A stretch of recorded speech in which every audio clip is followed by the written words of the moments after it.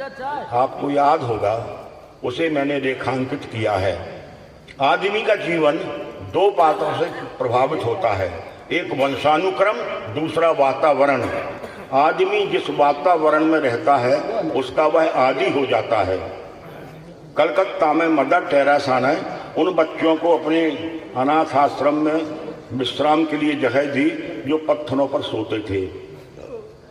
एक रात अनाथ आश्रम की खिड़की खुली थी, वो बच्चे भाग गए क्योंकि उनको आदत थी पत्थरों पर सोने की, और आश्रम में मिले मुलायम गद्दे, बच्चों को नींद नहीं आई।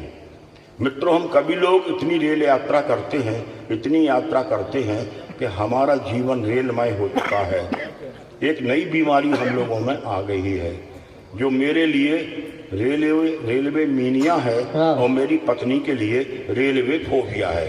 सुनिएगा, बहुत अच्छा, स्वागत, जुड़िएगा। अद्भुत कविता है। पत्नी ने कहा, डॉक्टर के यहाँ जाना है, थोड़ा सा चेकअप कराना है। शाम पत्नी को डॉक्टर के यहाँ ले जाकर मैंने कहा, दिखाइए। उसने रोनी सी सूरत बना के कहा, आप आगे आइए।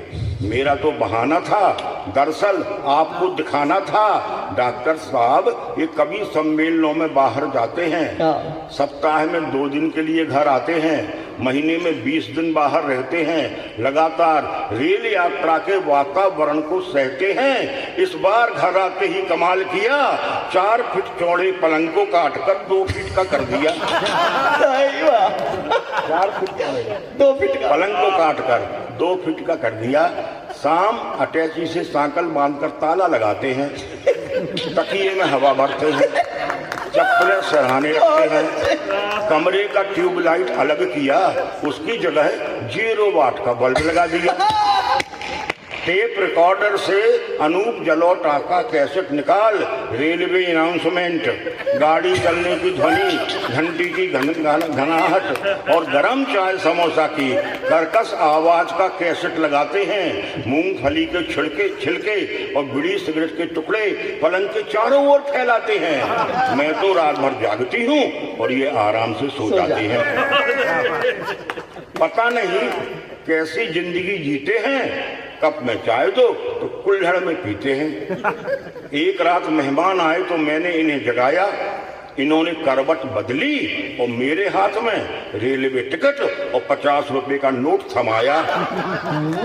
मैंने कहा, ये क्या है? तो बोले, आप ही रख लेना, रसीद नहीं बनाना, कटनी आई तो ख्याल से उठाना। पिताजी से दहेज में मिला सोफा सेट आधे दामों में बेचाए, बदले में दूलंबी सीमेंट की बेंच खरीद लाए।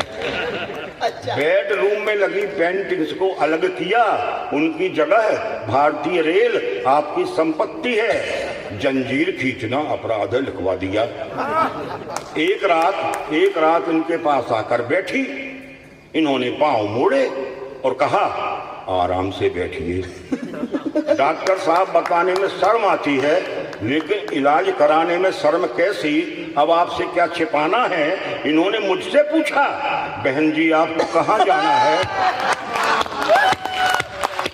मुझसे पूछा, बहन जी आपको कहाँ जाना है? डाइनिंग टेबल पर खाना खाने से मना करते हैं, पूड़ियाँ मिठाई के डिब्बे में और सब्जी प्लास्टिक की थैली में भरते हैं, फिर अपने 2 फुटिया पलंग पर बैठकर खाते हैं। पता नहीं क्यों बीच बीच में हिलते भी जाते हैं।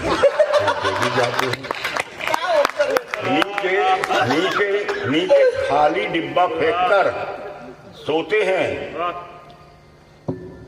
एक रात मेरे भाई और पिताजी आए, दोनों इनकी हरकतों से लजाए। रात में भाई ने इनकी अटैची जरा सी खड़काई, ये चिल्लाए, जंजीर खींचो। चोरी करते शर्म नहीं आई। सुबह सुबह बूढ़े पिताजी जल्दी उठकर नहाने जा रहे थे और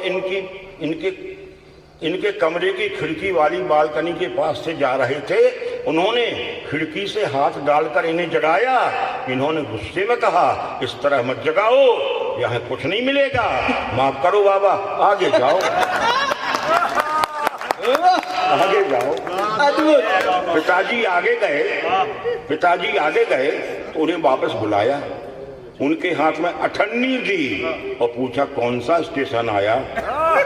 इनका अजीब कारनामा है, एक पर एक हंगामा है। अभी कबाड़ी के यहाँ से एक पुराना टेबल फैन मंगवाया और छत पर लटके अच्छे खासे सीलिंग फैन को उतारकर उसकी जगह पुराना टेबल फैन लटकाया। उसे चालू करने विचित्र तरीका अपनाते हैं, जेब से कंघी निकालते हैं और पंखा घुमाते हैं। कमाल है। पंखा घुमाते हैं। सुबह अटैची खोलकर मंजन ब्रश साबुन निकालकर बाथरूम की ओर जाते हैं। मैं कहती हूँ ठहरो, बेटा गया है, तो वहीं लाइन लगाते हैं। समझाती हूँ आ जाओ तो रोकते हैं। हर 2 मिनट के बाद बाथरूम का दरवाजा ठोकते हैं। इन्होंने पूरे घर को सिर पर उठा लिया है। घर को वेटिंग रूम और बेडरूम को रेलवे कंपार्टमेंट बना दिया है। इनके साथ जिंदगी कैसे कटेगी हमें सोच के डरते हैं और ये 7 जन्म की बात करते हैं। हम तो एक ही जन्म में पछताए और भगवान किसी युवती को ऐसी रेल यात्रा करने वाले कवि की पत्नी ना बनाए। बहुत बहुत धन्यवाद। एक सफल कार्यक्रम हुआ, आप सभी बधाई के पात्र हैं।